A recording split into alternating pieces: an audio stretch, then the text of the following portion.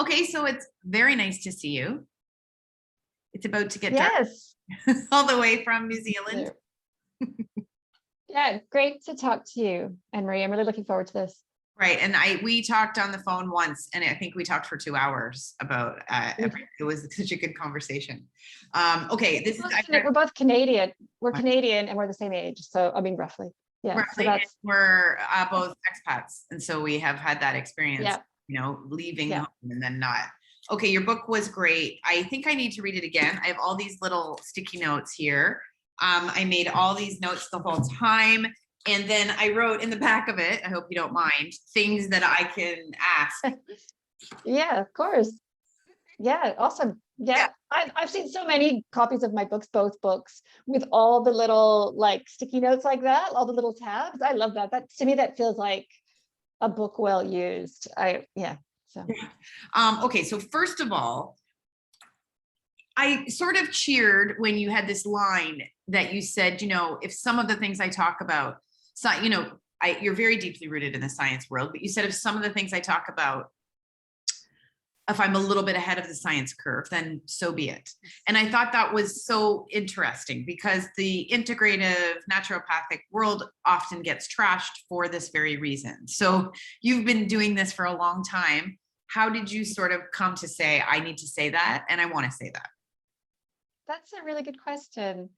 Yes, I have been doing this for 25 years. So, and I think part of it is just the experience that over time, things that were ahead of the curve go on to become mainstream. So one of the examples I give in the book actually is 25 years ago, my local colleague, doctors in Canada going, good bacteria, like who's ever heard of that? Like probiotics, what the heck is that? You know, that's pseudoscience.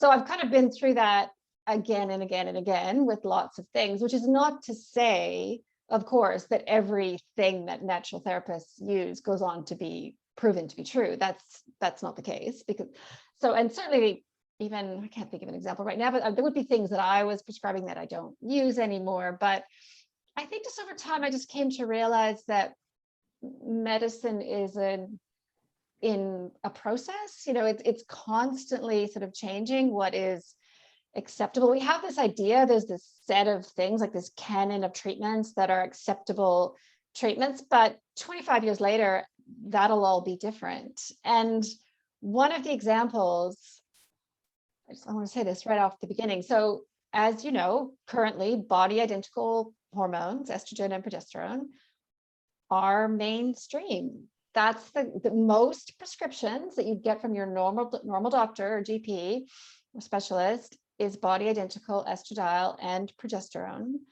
What used to be called bioidentical, but that word is no longer allowed. It's now called body identical. And from my perspective, you know, 25 years ago, we were told, no, that's not a thing. You know, progestin, there's no difference between progesterone and progestins. And now 25 years later, it's definitely a thing. Like now they're like, yes, progesterone, real progesterone in the form of prometrium or utrogestin is safer for breasts, is safer than a progestin, is gentler than a progestin. And so, yeah, I'm sure that's a longer answer to your question, but like I've just seen it again and again. So I'm not scared to say this is something, you know, it's early days, you know, thinking that this might work better, but I'm going to, if I have confidence in it based on my clinical results with my patients, and if it's not something that's dangerous or harmful, then I'm very happy to put it out there so that women can get the benefit of it.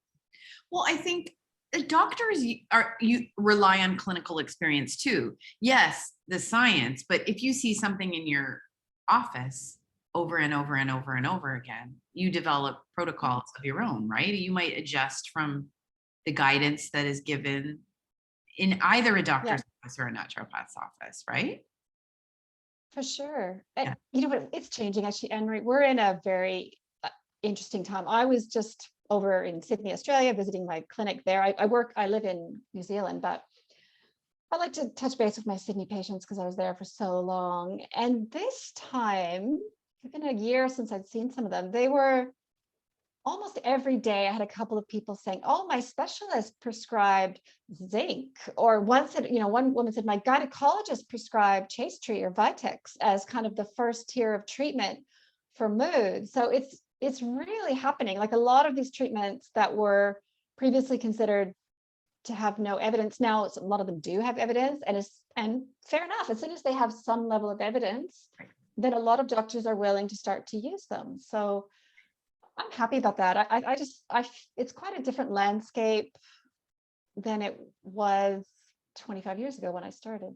Well, and that's tricky for women to navigate too, right? While they're going through this, because it makes us kind of like, ew, when things are changing. Like, I think everyone wants a magic bullet. And reading your book, it becomes very apparent there isn't really one. One size fits all thing. No. Yeah. But most women can feel well, feel normal, feel happy, that would be that's true for both periods and the perimenopause transition. I feel like I set the bar quite high. Like for most women, it's achievable. And whether that's a combination of natural things in some cases or natural plus hormone therapy, we could talk about today. I want to go back to the body identical, bioidentical, because I'm a little confused. And when I have talked to some bioidentical is the same as body identical. They're the same thing. Correct. So yes. I don't know if the message on that is in the US though, because I don't know if they call them body identical in the US. They still are saying bioidentical and compounding pharmacies and not approved by the FDA. But in the UK, they're very much saying, no, body identical hormones, and these are similar to the body's own. Yeah. Can you explain that? Where the controversy, the fault line is FDA approved,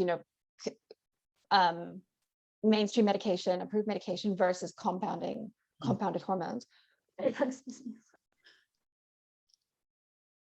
done a few interviews today, which is not good. I shouldn't pile them all on top of each other like that. But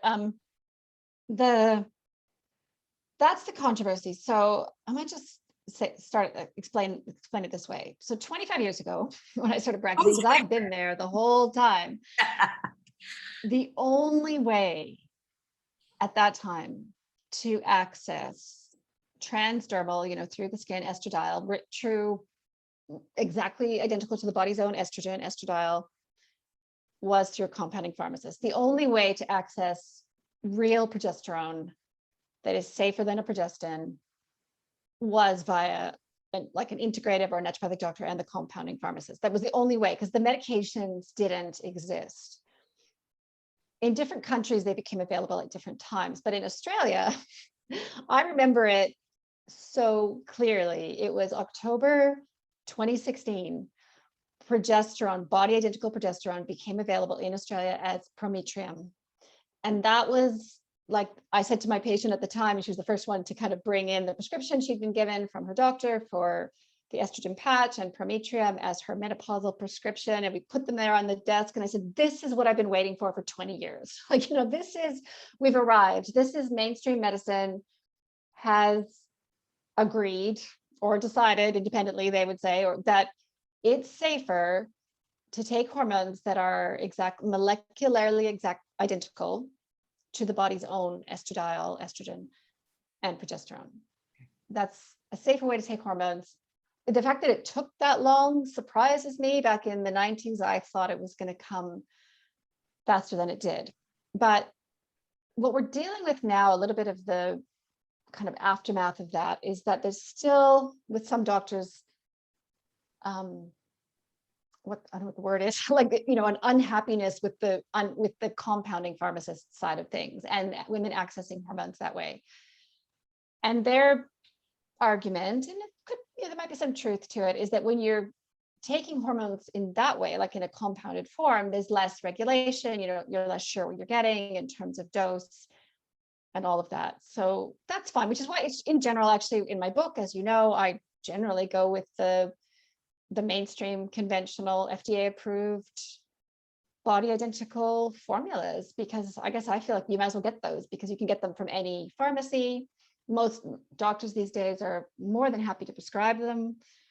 And so I don't know why the debate still rages on. When the debate you're hearing, the one you're referring to, is really about compounded versus FDA approved medications. That everyone has arrived across the finish line to agree that body hormones that are molecularly identical to human hormones are better and safer. That said, all that said, there's always a nuance to it. There are situations when a progestin may be preferable to a progesterone. Certainly, I'm not saying that every woman should take a progesterone rather than a progestin. I hope your listeners kind of know what I'm referring to. I have a blog post called "The Crucial Difference Between Progestins and Progesterone," which I would refer people to there. Sometimes they have opposite effects. I'll explain it this way. So estrogen is a generic term that can refer to some of the non-bioidentical estrogens. It refers, the same word gets used for our own estradiol, which is our main estrogen. Estrogen could refer to xenoestrogens, to phytoestrogens. It's a generic term. Progesterone is not a generic term. It refers to a very specific molecule that we make after ovulation and during pregnancy. And all the other progestins are progesterone analogs, but they're different molecules, and many of them are derived from testosterone, so they actually are molecularly more similar to testosterone than to progesterone. So obviously they have different effects in the body. I hope it's clear. Yeah, I hope that sort of starts to, I know in Australia and the UK, body identical is the preferred term. I agree. I'm not quite sure what's happening in the US. I've talked to a couple of US specialists, kind of experts, who are trying to hold on to the term bioidentical to be used for the FDA approved medications, because it's a perfectly good word. I don't really think there's a reason to throw over that word just because it's associated with compounding hormones. Well, isn't a little bit of the controversy is that one is made by drug companies and one is not, right? There's like a financial interest there. Am I right? Is that right? Although I think hormones, it's a good question actually, in terms of where all the financial interests lie. Like, I suspect we'd have to fact check this, but like the hormones that the compounding chemists get come from pharmaceutical companies as well. It's not like they're making them from scratch in the lab, right? Like they obtain the hormones and then they put them into a cream or capsule or whatever it is. Yeah. Okay. So that's interesting. Yeah, no.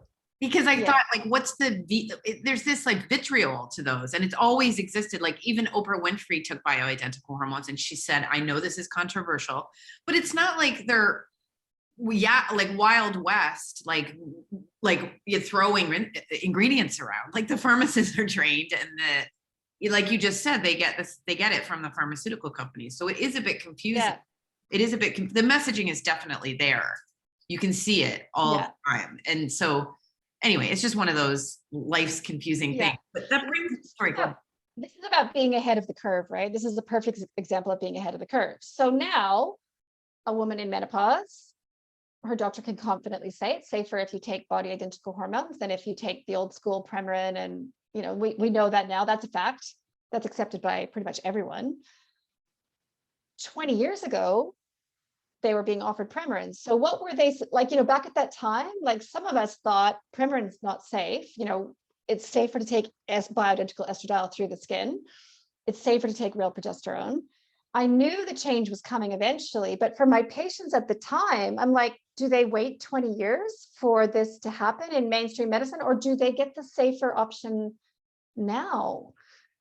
So that's about being ahead of the curve, right? And being ahead of the curve means you can be wrong sometimes, but the doctors who were ahead of the curve with bioidentical hormones were right, because now that's the mainstream treatment. So I hope this all kind of just shakes down and just the controversy goes away, because there's no point in sort of like, out there, people still kind of debating it, really, I think. And ultimately it just muddies the waters and confuses people who aren't intimately, there's a lot of people who just don't exist in this world. So it's just like noise to them and makes everything more confusing time. Okay. So that brings me to another divide in this area that I see, and tell me if I have this wrong, but it seems that in mainstream and Western medicine, they're focused on hormone therapy, on estrogen, and then giving progesterone because they have to. I think we talked about this before and it cleared it up for me, to save the womb, if a woman has a womb. The integrative naturopathic functional world is much more looking at the beauty and relevance of progesterone. Is that, did I get that right? You've summed it up. So I will direct everyone to the amazing Professor Geraldine C. Pryor, who is a close colleague of mine. We wrote a scientific paper together last year. She helped me with both books. She fact-checked them. She has been a champion for progesterone for 40 years. She's a scientist as well as a clinician. So, I mean, she's not the only one. There've been other people trying to point out, we've got two hormones, we've got estrogen and progesterone. They're actually both important. And Professor Pryor has all these protocols, which I've included in my book, for using progesterone on its own without estrogen, particularly during the earlier phases of perimenopause, when estrogen is up to 3 times higher than it was in our reproductive years. So we have these 4 phases of perimenopause. The early phase starts while we're still having regular cycles, but we start having symptoms. One of the symptoms is heavy periods. So Professor Pryor talks about using progesterone to lighten flow rather than progestin, because progesterone is safer for breasts, has benefits for the brain and mood and migraine prevention and all these things. So, and then she would argue, and I argue in the book, that even if the time comes when you want to take some estrogen, which is totally reasonable to do, I'm in favor of women taking estrogen if they need it for symptoms or for disease risk reduction. But progesterone is a companion for that, not just to protect the uterine lining, but to protect the breasts, to help with mood, to all those things. And so that means progesterone can be helpful as a companion for estrogen, even if you don't have a uterus. So even in that situation of if you've had a hysterectomy. So I mentioned that about 3 times in the book. And I give in the book, as you remember, I gave a few, like how to talk to your doctor about this, how to kind of get the prescription for progesterone if you have been struggling to do that. Your whole book is amazing because it's like how to talk to your doctor, print out this study. I don't know how many times you say, this is how you talk to your doctor about this. It was so helpful because I was just imagining my old GP that I had in Canada, he was a man and he was the worst. And I was just, every time you said that, I was imagining me coming in with this study. It would have been great. I would have loved it. Do you remember I also say, just trying to give the doctors a break. Okay. Sorry, of course my computer's dying. Okay, remember. Oh, you have to plug in. We're not ragging on doctors either. Like it seems like when you talk about doctors don't know. Oh no. And so I was just going to say, like, one of the things I provide in those how to speak with your doctor sections is what you can do is, if your doctor's a little bit hesitant, unsure, you can say, look, I'll just leave this information with you and come back next week for another appointment. Because from the doctor's perspective, I totally get it. They have 15 minutes. They're trying to do their job. They're trying to do their best. If they've been presented with information that they haven't seen before, you can't just expect them to absorb that instantly and go along with what you want instantly. There has to be time to think about that. In fact, I had a note from one of my New Zealand readers that she did exactly that. And she said, I'll leave it with you. The doctor called the endocrinologist, and then the endocrinologist sent back a letter saying, yeah, that's fine. You can totally use progesterone that way. So it's so good. So that can work. Yeah. Okay. I feel like I interrupted you when I moved. You were saying something. Okay. No, that was just about it, about giving the doctor, understanding that the doctors are busy and they're trying to do their best for patients. And a lot of the time, what I find sort of feedback from readers, and just even knowing the doctors myself and the friends I have who are doctors, what they really need is they need to be convinced that it's going to be safe to try. They don't have to be totally on board that it's going to work. They just have to think this is a reasonable thing to try. I'm not putting the patient at risk. And the great thing about progesterone is it's extremely safe. So okay, and so progesterone, how is it administered? Because I think I hear a lot about progesterone cream. I hear a lot of vehemence about it. And it seems to echo some of the criticisms of the bioidentical hormones in that, you don't know what you're getting, you don't know what's being absorbed, and it's not safe. Like I've actually seen that. So how are you prescribing progesterone, and what do you have to say to that sort of What do you think of that Yeah, sentiment? let's talk about that. I think there's an article about progesterone cream that I think you sent me. Okay, so let's dissect that, unpack that, as they say. Okay, progesterone, the FDA approved progesterone is as a capsule. So that's either the brand Prometrium, or depending what country you live in, that's Utrogestan. There's a few other brands, and it's a capsule, and the capsule is the best way to take it. So the capsule is the only way you can take progesterone that will protect the uterine lining, which is often seen as the main purpose of it. So that's true. Progesterone as orally as a capsule is also better for mood and sleep, because it actually it's good for progesterone to go through the liver and form its metabolite, allopregnanolone, which is quite sedating.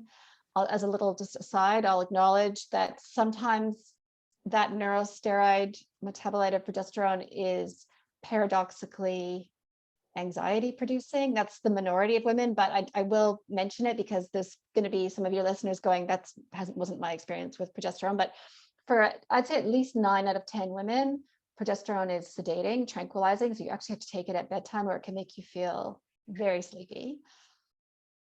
Okay, so that's progesterone to protect the uterine lining, which, keep in mind, from the medical paradigm, is its only purpose.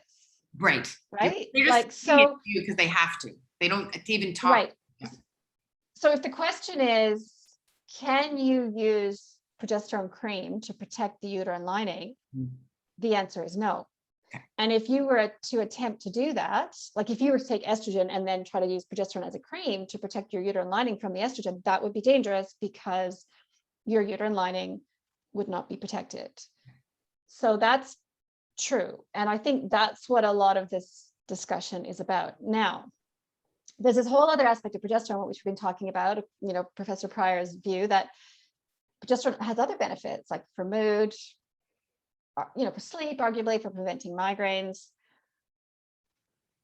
For that purpose, there have been no studies to date certainly there've been no studies to prove that progesterone can't help with that. I mean, as to how much we absorb in a progesterone cream form, here's the thing: we absorb estrogen transdermally. 25 years ago, that was considered absolute quackery to suggest that estrogen could go through the skin. Now we have patches and gels, and that's a normal thing, right? So everyone accepts that it does absorb that way. It makes sense that progesterone absorbs that way, again, but not to the extent that a low dose progesterone cream cannot deliver enough progesterone to protect the uterine lining. So we can all agree with that. That's what when someone says progesterone cream has been totally debunked, found to not work, that's what they're talking about. No one asked the question, can progesterone cream take the edge off premenstrual mood, or, just kind of take the edge off migraine frequency and that kind of thing? And that question hasn't been asked. I would say anecdotally, and by anecdotally, I mean like literally like thousands of patients and readers, and like, a lot of feedback I've had from women. Some women get benefit from progesterone cream. It makes sense to me. It's a fairly mild treatment, gentle compared to progesterone as a capsule, but I think it's delivering some progesterone, enough to have mild effects. So, and it's true that it's not, an FDA approved product. And so, yeah, I hope that answers the question. I don't think it's not dangerous. So progesterone it's not dangerous to take progesterone cream. It's only dangerous if you're trying to use it to protect your uterine lining from an estrogen therapy supplement, which it can't do. Okay. Right? That's the danger. But if you're just trying it to see if it makes you get fewer migraines, that's safe to do. Yeah. So you talk in your book about, I want to get into estrogen too, but you talk in your book about how estrogen is addictive. So yeah, and progesterone is not. And I'm interested in those. Yes. That's sort of another piece of why you might go with progesterone only. So I'm just sort of curious in that. I want to get back to the cream though, but can you just answer that one? Yeah, well, Professor Pryor talks about that. So she has a book, a perimenopause book as well. She's sort of wrote at length about the addictive nature of estrogen. So for example, if someone starts estrogen therapy, which again, I'm quite happy for them to do. A lot of my patients take estrogen therapy, so I'm not anti it at all. Okay. But when you've been on estrogen and then you decide for whatever reason you want to come off it, you need to taper it down. With progesterone, you don't. You can just literally just stop at any time, and there's not going to be any withdrawal from it, or withdrawal in terms of the brain effects. Progesterone can produce like withdrawal bleeds, if that's something else we're not talking about right now. But like in terms of with the brain symptoms, progesterone isn't addictive. So Professor Pryor recommends, her view, and she's not anti-estrogen either. Like she agrees that there can be times when estrogen can be helpful, but her view, I'll try to summarize it, I hope I've got it right, that It's a life's work. perimenopause, her life's work, yeah, the perimenopause is a time of high fluctuating estrogen, up to 3 times higher than when you were younger. She calls it the fireworks show, or like the fireworks display. It's like the ovaries are just popping, basically. They're just putting out, and for some women that can be very uncomfortable in terms of mood symptoms and all kinds of things, ups and downs. So she recommends in general, or her research has been around putting progesterone in place, progesterone alone, to relieve those symptoms, to relieve both the excess estrogen and even the estrogen drops in estrogen, because progesterone can also relieve symptoms of low estrogen.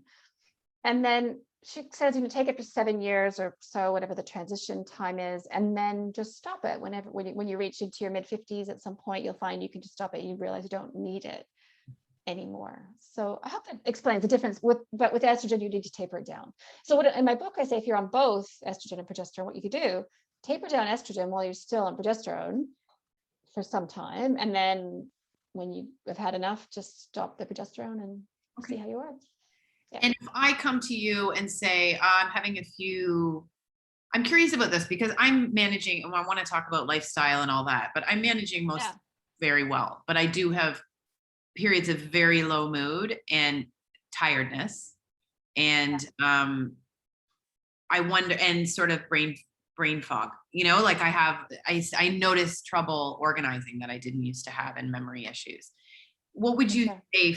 What would you say to me? Like, what would be how you'd proceed, or someone like me? Just trying to get some free. Yeah. No. It's a good case study. So probably the first thing I would do would be to screen for obvious things like vitamin B12 deficiency and underactive thyroid, which should always be done because there can be explanations that are not menopause that can be causing the same symptoms, right? So that has to be done. B12 is a big one, actually, because B12 deficiency is so common, unfortunately. Then I also test for insulin resistance, because in my book, you remember the rewiring the brain chapter? I talked about that memory loss, that drop in cognition. It's quite well known in the research. I quote the research of Lisa Mosconi, and her colleague Roberta Brinton Diaz, the two of them, they've worked together on a few projects. They were able to measure with brain scans that with the drop in estrogen that happens in the later phases of perimenopause, there can be an up to 25% drop in brain energy. And that explains in part this common experience of a drop in cognition, kind of mixing up words, putting the wrong words into places. And they explain in their research that it should be temporary as the brain recalibrates. And I talk about in the book about the brain has to recalibrate to be able to use ketones for energy at times, to have more metabolic flexibility in terms of using glucose or ketones. And that's how you can come out the other side with your cognition back up to where it was before. And if you're not able to navigate that, then you can go down the path of longer term memory impairment. Like you can actually go down the path to dementia. That's what they talk about in the research. But back to the case study, why I talk about testing for insulin resistance. Your ability to get through that transition and get your brain kind of working again depends on whether you have insulin resistance or not, in part. It depends on a few things. But with my patients who have insulin resistance, then I really want to reverse that, which will help with their cognition. Also, to be fair, I mean, we have to say at this point that taking estrogen definitely helps with that cognition, and it increases brain energy because it's the drop in estrogen that's caused the decrease in brain energy. It's because estrogen helps cells, including brain cells, use glucose for energy. Okay. And so when estrogen's partly gone, not gone completely, but when it drops, then suddenly the cells are like, I don't know what to do. I need some ketones, you know, I need something else for energy here. So that's the idea. And so I think that's where estrogen therapy can help. Like what I try to explain in the book, I'll try to explain again here. I think women who get the strongest effects from estrogen therapy in terms of symptom relief and in terms of long-term, perhaps disease risk reduction, are women with insulin resistance, because it's like they're the ones who are struggling the most in terms of that drop in brain energy. I hope that makes sense. So that's when estrogen can kind of mitigate that effect the strongest. But in a woman who doesn't have insulin resistance and is going to come out the other side, you know, all recalibrated and with metabolic flexibility and burning ketones, and her brain energy is all good, even with lower estrogen, she's not going to see the same degree of benefit. And I think that's why the research about estrogen and long-term disease risk and long-term dementia risk and cardiovascular risk is so mixed, because I think they're trying to test it on a real mixed population. Like some women would be fine without it.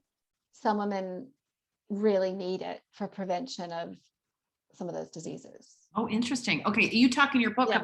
about the loop, like insulin resistance makes menopause symptoms worse. Worse, yeah. And menopause symptoms can lead to Yes. insulin resistance. That's crazy. Yeah. Yeah. So lower estrogen can predispose us or push us in the direction of insulin resistance. And at the same time, insulin resistance can worsen the symptoms. So this is why I would say to you, if you're my patient, we need to know if you have insulin resistance or not. And I test that by measuring the hormone insulin, not just glucose, but the hormone insulin, fasting, and at the 1 and 2 hour mark after a glucose challenge. And just for everyone listening, symptoms of insulin resistance, if you're wondering if that might be something that needs to be tested, symptoms include weight gain around the middle. So that kind of classic apple-shaped weight gain. Skin tags, which are those little tags that can happen on the neck and sort of upper back. High triglycerides on blood test. Fatty liver would be another classic sign of insulin resistance. Okay. And these are all things that could be presenting, and your doctor has said, oh, you have fatty liver, you have triglycerides, but not actually connecting all the dots and saying, and this is the thing, these are all downstream from insulin resistance or prediabetes. So the other terms for insulin resistance are metabolic syndrome, prediabetes. Yeah. And I know, I'm like, Lara, there's no way that I have that. I'm so healthy. I eat so well. Like I know I've been covering these people who have metabolic. It couldn't be me, but you're saying, yes, it could be. Yeah, absolutely. 1 in 2, 1 in 2 people over 40. So it could be. It could be you. Like, I don't know. I mean, that's why I would test. So in the book, I say, do you have insulin resistance?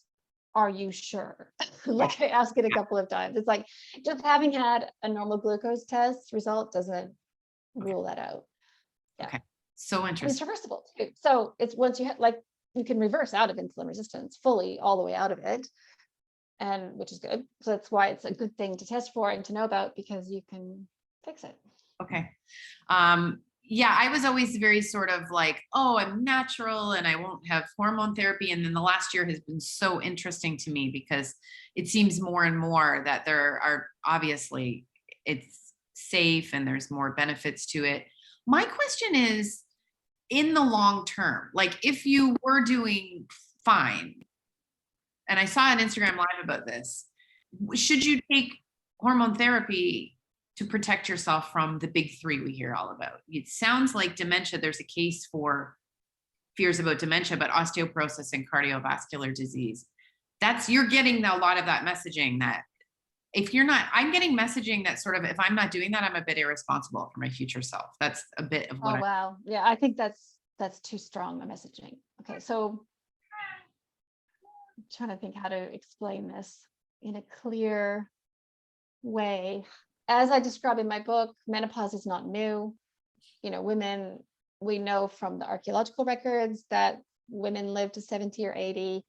We know from modern day forager groups, women live to 70 or 80 if they cannot die of an infection or childbirth or all the things that affect life expectancy average in those populations. But like the biological lifespan is 70 or 80. And in fact, in my book, you'll see I present the arguments of historian Susan Mattern, who built this whole case in her book, The Sloman Climbs, about how, I love this so freaking much, how a longer human lifespan evolved because of menopause, basically, because post-reproductive women are so beneficial to their family group.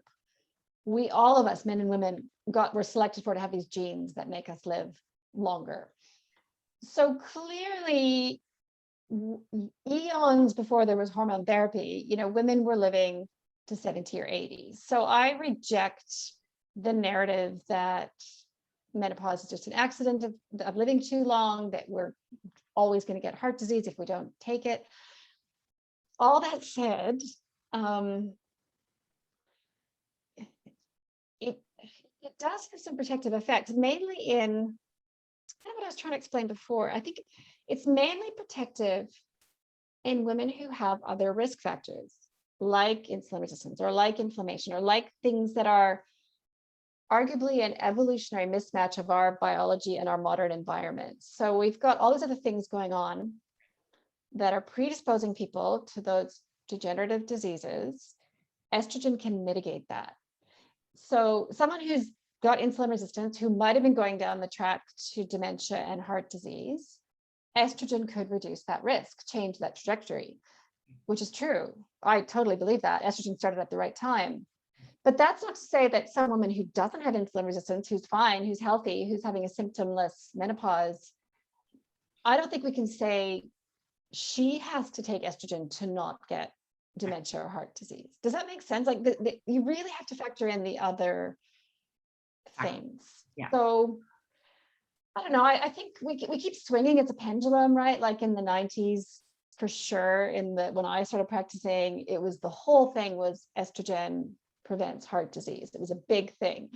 Then we swung out of that. Everyone was very scared to take estrogen. Now it's swung back as far, if not farther. It's totally going to swing back into the middle somewhere. I think it's lots of factors, lots of things factor into longevity and disease risk. And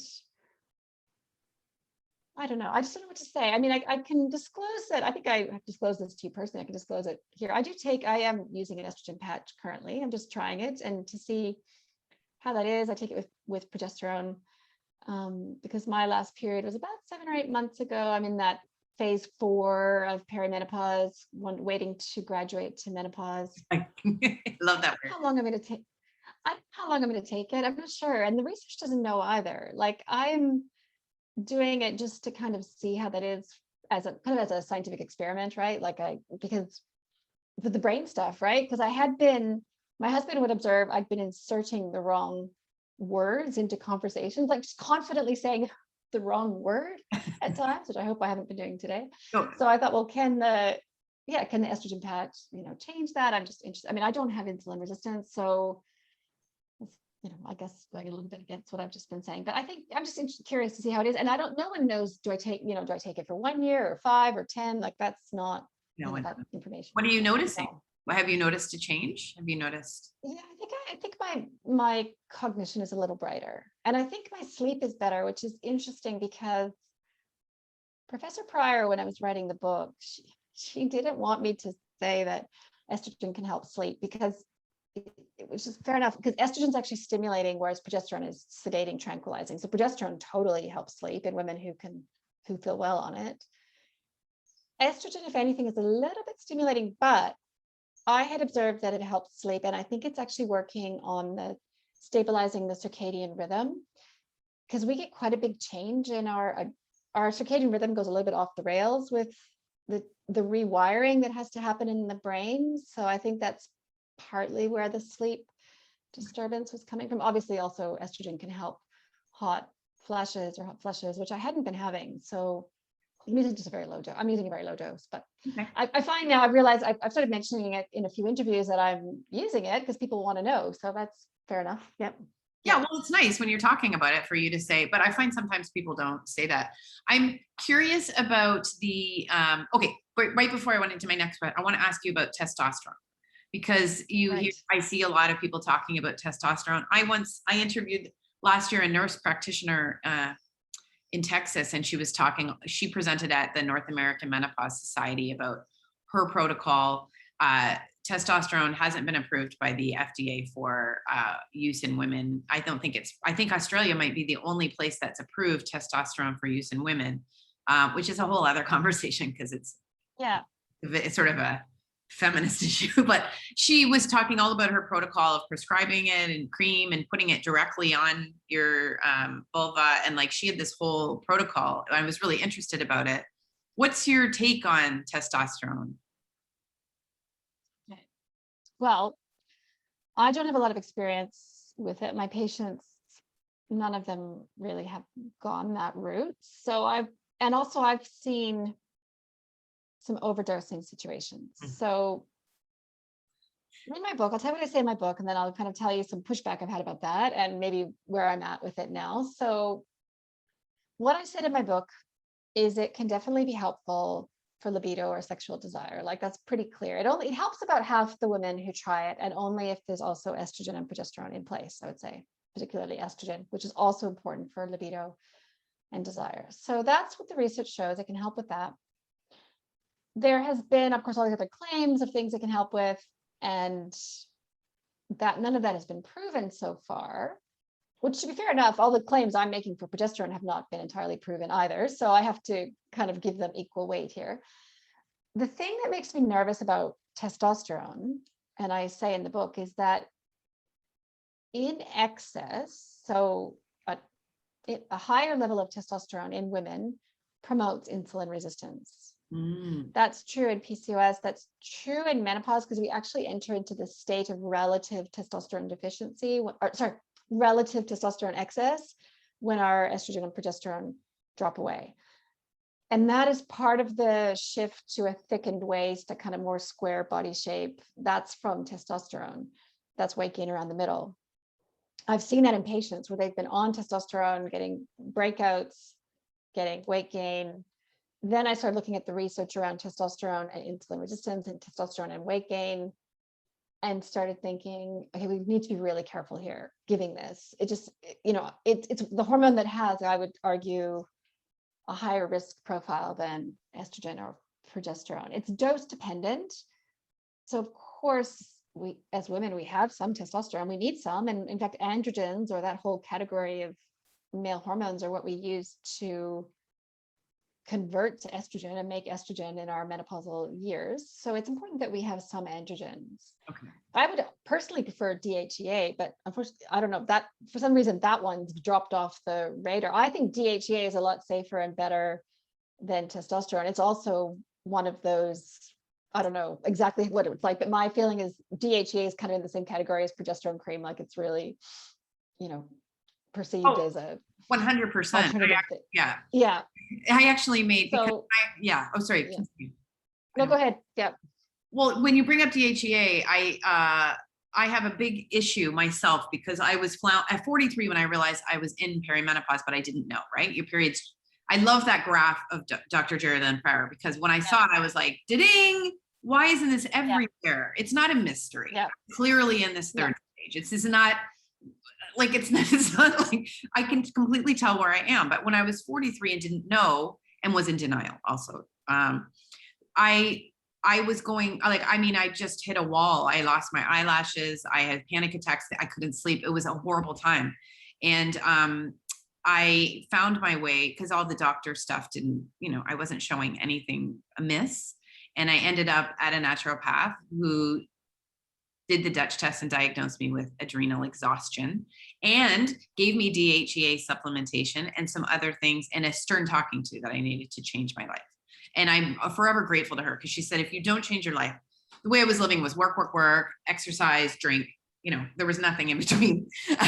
And I'm forever grateful to her, but I'm also very confused as someone who's trying to understand the whole situation because I see regularly doctors on Instagram and TikTok saying adrenal exhaustion is pseudoscience. DHEA shouldn't be prescribed. Right. The Dutch test is pseudoscience. And as someone who was deeply helped by these, it's almost like gaslighting because you're like, well, I don't understand. And clearly I was in perimenopause. No one said that, but you know what I mean? Sorry, that's a very long-winded way of asking about DHEA. So much of medicine and health is the story or the narrative we attach to things, right? Like, so I don't use the term adrenal fatigue. Okay. It's not the story around adrenal fatigue, like this parts of it that are just not accurate. And so for me, a better way to talk about it, and when I talk about it in my book, is the resilience and health of the Hpa axis. Yes, I wanted to hypothalamic pituitary adrenal axis, right? So when talking about that is very scientific. Yeah. Sorry. You don't use the Dutch test either. You don't use the Dutch test. No, and I don't use the Dutch test primarily because there's not that much value in perimenopause to testing estrogen and progesterone, honestly. They are all over the shop. Actually, a much more important indicator of progesterone status is if you're ovulating and how long your luteal phase is, which you can do with a temperature tracking, right? Like, so you're trying to get a sense of what is your total dose of progesterone in that cycle, if that makes sense. So all that said, I think we can accept maybe the term adrenal fatigue is not, it's not a helpful term. I would say that, well, I don't know what to say about the Dutch test. I don't use it.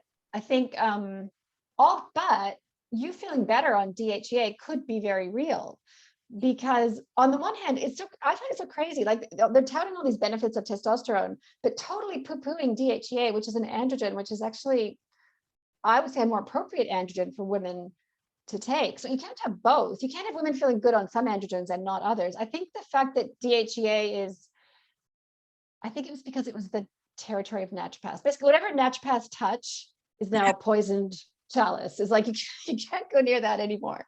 Right. That's bioidentical. That's like, right. So unfortunately, I don't prescribe DHA because I can't really access it here in New Zealand. So I don't use it, but it can be helpful for mood. Androgens in general can have a mood stabilizing effect in women. That's the pushback I've had actually. So in my book, even though I thought I kind of stated it, I think even one part I say you can take testosterone if you stay low with the dose and you don't have insulin resistance and it's helping your libido, then take it. I'm not anti it, but then it's now since then been pointed out to me that it's also helpful for immune modulation, and so reducing inflammation potentially, stabilizing anxiety potentially. And that makes sense to me because androgens, including DHEA, do that. Okay. They're kind of calming to the immune system, or sorry, both the immune system and the nervous system. So that's the short answer. Yeah, I think androgens have a role, and by androgens I mean, well, testosterone is the mainstream one that I still don't really get why testosterone cream is so popular amongst some conventional doctors, but progesterone capsules or like progesterone is sort of pushed to the side. I don't get that. Like progesterone is a safer hormone and actually quite important I would put progesterone ahead of testosterone in terms of importance for general health. Yeah. And you can't take all three. It's no rule you don't, you can take all of them. It's one of those things that don't make any sense. Now, talking about the HPA access, I am in the fullness of time, that was 8 years ago. I am very open to the idea that with that stern talking to, I changed my life and I regulated some of that stuff that you talk about in the book. And that's what helped me, right? Like I stopped whatever I was doing and got rid of quite a bit of stress. Some things were going on, all those things. So can you just sort of explain the Hpa Access? I know it could take all day, but like sort of what's going on there? It's our stress response system. So it's part of our stress response system. And as you know, in my book, I break it down into the autonomic nervous system, kind of the parasympathetic, sympathetic, which I think is quite interesting, intersects with the HPA axis, which is cortisol, basically cortisol and adrenaline, intersects with circadian rhythm. So they're all intertwined, but there's 3 areas of the nervous system that we can target with different strategies. It's a stress response system. So it's your brain telling your adrenal glands, pump out cortisol, pump out adrenaline. And it should happen in a way, there should be some resilience there. So when called upon, the adrenal glands should be able to pump out that stuff, those hormones, and then the brain should be able to turn that off and go, nope, okay, now is the time to just, you go quiet and let's lower the cortisol. All of that's really important for long-term health, because unremitting cortisol, like chronically high levels of cortisol, is really not good for mood or the brain. It's actually really bad for the brain. And so that's, I guess, maybe where the whole adrenal fatigue word kind of breaks down, because the more common situation actually is chronically elevated cortisol, which is not exactly, it's not the adrenal glands not, it's nothing really to do with the adrenal glands not making what they're supposed to make. It's actually this unremitting signal from the brain telling them to make cortisol. And that can be regulated with all kinds of things, as you say, like reducing stress, reorganizing your life so you have more downtime. Supplements can really help with that brain. The part of the brain that regulates the HPA axis is a part of the brain called the hippocampus. This might be a little detailed, but I have a personal story about it, so I'll share it with you. It's a part of the brain called the hippocampus that puts the brakes on the HPA axis, puts the brakes on cortisol. It's a very important part of the brain. It loves zinc. It has the highest concentration of zinc of anywhere in the body, which is partly why zinc is so regulating for mood. And so a couple of years ago, I had been doing some presentations about the HPA axis and the hippocampus. And I was telling my husband about it. We were out in the, mountains of New Zealand with our tent, on our back, backpacking. And I was explaining all about this. And I said, the hippocampus loves rest time. I said, for example, what we're doing right now is really good for the hippocampus. And he said, yeah, we're hippocamping. So I always remember that. So that might help you remember that. Yeah. Oh my gosh, I love your husband. I love people in me. Yeah, he loves puns. There's a certain type of person who just loves puns, right? Okay. Yeah. That's so funny. So that's, I think when you see so many women and how they live, they've been living this way in their 20s and their 30s, and then they're just grinding, and it makes sense that sort of hits the wall when the rest of your body goes into an imbalance. You talk a lot about the environmental mismatch. Am I getting that right? Evolutionary mismatch. Evolutionary mismatch. Yeah. Basically, how modern life is exacerbating the menopause condition that's completely normal that we've always gone through. It's so sweeping, but can you sort of, Yeah. So historically, from what we know of historical records, women reported menopause, but did not report symptoms. It could be argued maybe their symptoms weren't being recorded. There's that whole aspect of things, I guess. So, but we also know from modern day forager people, like in the Hadza in Tanzania, for example, they go through menopause at 45 or 50, same age. And to them, there are no symptoms. Like, it's not a negative thing for them. That's just a thing. It's actually a positive thing, because you get to stop making babies. You get to now just do other stuff, look after your grandbabies usually. So there's something going on with our modern environment. Like, I guess what I would argue through my lens of evolutionary biology, and I am an evolutionary biologist by training prior to becoming a naturopathic doctor, through that lens, the menopause transition should be symptom-free. Like, there's no inherent physiological reason that should be difficult, because our body should be able to adapt to that estrogen. Now, this is where part of the evolutionary mismatch comes in. So the reproductive history of our ancestors would have been quite different, arguably. They would have had multiple pregnancies, spent many, many years breastfeeding.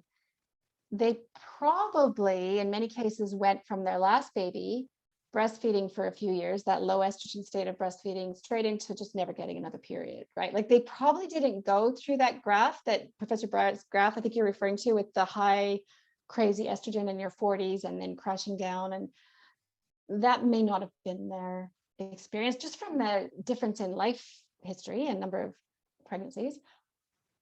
Also, there's so many things in our environment. There's our food environment. There's environmental toxins. Do you remember that part of my book where I talk about lead and a couple of research papers about just even that single bit of information, positing that some of the mood symptoms attributed to menopause may be actually due to lead mobilization from the bones when estrogen drops and the bone turnover increases, and we suddenly get this like 50 years of lead that we accumulated from, growing up. When we were kids, there was leaded gasoline, living in an old house or drinking out of water out of old pipes, or all the ways you can be exposed to lead. It goes into the bones and sits there. That's just one example. We've got alcohol, we've got stress, we've got food environment. I like to talk about food environment rather than individual choices, because I feel like it can get a little finger wagging when you're talking to people. It's like, well, you shouldn't, it's because you're eating so much sugar, that's why you're having all these symptoms. But it's not really about that. It's the fact that we live in a world that this is what we think is normal to eat, and that is not friendly to the brain when it's trying to undergo this recalibration that requires a recalibration of the energy system. And when you've got a lot of sugar coming in, it's not good. So I mean, that's an example of evolutionary mismatch. And also, does that make sense? It's our ancient physiology living in a modern world with lots of things it never expected to have to deal with. And so it's, well, there's a lot of pushback to saying, I mean, I noticed just even something simple like saying, I feel better when I don't eat sugar. There's a lot of pushback to that on social media, for example, because, I don't know why, but I think it's the finger wagging thing. I think it is. Yeah. People don't want to hear the message, something about how I'm feeling is my fault. And I don't want to give that message. Like, I don't want to say that either. Like, I think there's so many factors, and there's certainly a genetic factor. Some women sail through no matter what they eat or drink, or some women are fine. It just depends on so many factors. So saying that changing what you eat and do and move and can affect your symptoms is not the same as saying you brought this on yourself, right? Like it doesn't, you can still get benefits by changing without feeling like you've somehow done the wrong thing previously. Okay. And I think in your book, you talk about the light we get from all our devices and the time we spend online. That's part of the mismatch. Yeah, with the circadian rhythm, just because we're supposed to be in light during the day. Outside light is actually hugely important, and then dark at night. Yeah. I mean, even myself, I'm just on the topic of, sugar. I still have some sugar. Like, we make these beautiful, like, homemade fruit crumbles that we eat after dinner. So, but I'm just pointing out, like, because of menopause, I am consciously having lower sugar things. Like, where before I might've been like, oh, it's fine, have this dessert. I'm like, I say to my husband, it's because of my brain. I need my brain to do this energy recalibration. And so I'm not gonna, I'm just not gonna have these dessert type things now. You don't have it's not like you have a medical condition, but you have an imbalance going on you have a situation going on that you need to support rather than add extra problems to. That's the way I sort of look at it. Like, I ate coconut vegan ice cream. Well, it doesn't matter. It's still got tons of sugar in it. And I don't know who I'm joking. I can order it in Abu Dhabi and it can be here in literally 10 minutes. I don't know if they're driving around in but I had it last week, which I got hot flashes. I got hot flashes right after. I don't really get hot flashes. I literally had them for the rest of the day. Like, it was that connected. I don't know if I was. Sugar has an effect. Yeah. But I'm going to share a little other technical detail. Trying to explain this right, because it sounds a bit scary, but so one of the researchers I mentioned before is actually Roberta Diaz-Brinton. I think it was one of her presentations. I read a transcript of it. She was talking about how, when you get this drop in brain energy, and then the brain has to adapt by using ketones for energy. Ketones are a metabolite of fat, right? And we're better able to supply the brain with ketones from our body fat we can use our body fat to feed the brain cells. That's partly what we're trying to do here. Then the brain's happy. If the brain is not receiving ketones from the body because there's insulin resistance, for example, there's evidence that it will cannibalize the myelin. Do you know what myelin is? Myelin is the nerve in the brain. It will start to eat basically part of the brain to get the energy it needs. Okay. So, I mean, that sounds scary, but I'm just like, so the solution is to not have insulin resistance, right? Like to have that metabolic flexibility, which includes not eating sugar, moving your body, getting enough sleep, all the things you can do to not have insulin resistance or to reverse it. And then you can be hopeful that your brain is getting a supply of ketones. So then when I'm saying no to a dessert, this is what I'll say is to my husband is like, I'm not going to have that because I don't want my brain to eat itself. I need to, that sugar is just not worth it because I'm imagining my brain cells, eating the myelin. I don't know if that's too technical. People know what myelin is or I love it. I think people remember from high school. Well, you can eat it, when you're 80, right? You can eat it when you're 70. Maybe you can have it then. Yeah, exactly. Okay, yeah. Lara, I could talk to you all day, but I'm just going to ask one more question to cut myself off. Top 3 supplements that you think women need at this time, at perimenopause? Well, definitely magnesium. Okay. So as you know, the duo in my book is magnesium and the amino acid taurine. They work very well together. They work on the energy system of the brain, everywhere, including the brain. So they help to prevent or reverse insulin resistance. They're calming to the brain. When I turned in my manuscript, my editor said, okay, so we should probably put those 2 nutrients in the water supply. I'm like, yeah, maybe. No, you wouldn't. I mean, you wouldn't really do that. But so magnesium and taurine, those 2. Then, obviously 3 is not enough. But I guess I would just, as an aside, I'll say get tested for vitamin B12 deficiency. I think I might have already mentioned that today because B12 deficiency is common. It can really affect mood and anxiety and sleep, and it's easily fixed. The other one I'll just mention briefly is iodine, which is one of my favorite nutrients for a number of different conditions I talk about in the book. It's one of the few nutrients that you do have to be kind of careful with because too much can be a problem for the thyroid. But all that said, it's potentially can be quite game changing. So I like to bring people's attention to that and read the iodine section in my books, or actually have a couple blog posts about iodine, so you can get a bit of the safety recommendations around that. And you're pumping out a constant stream of really helpful information on your blog posts, and you're really active on social media too. So people can find you, you're Lara Briden at all across. It's not. I'm boring. I'm easy to find. LaraBriden.com. All my social media is the same. I'm just lucky that no one else has the same name, so I can just put everything. You're the OG. Okay, well, listen. Thank you so much for talking about this. I will definitely want to talk to you again. I only got a page of questions, so hopefully you'll talk to me again. Thank you so much. Great. Thanks so much. Have a good afternoon, day. It's morning there. Yeah. Okay. Good. Thank you. Yeah, awesome. I just had a little break. I don't know when I'm coming out with this podcast. I need to find everyone to edit it, but find someone to edit it because I don't think I can do that myself. But I'm thinking maybe August. Yeah, that's all good. Try to actually, if you could, Emery, if you could email me because I'd love to share it. And sometimes I miss things on social media, which I know. Yeah, you've got so many. You're doing. And actually, I'm thinking about taking August off social media, but we'll see. I mean, I'd love to share our podcast, but I might share it when I get back or something like that. Have you taken time off social media before? No, I never have. Have you? I don't know. What do you think happens to an Instagram account if you just go quiet for a month? I just don't know. I follow this guy, Sean Galanos. He's a dating coach from Canada. I love him.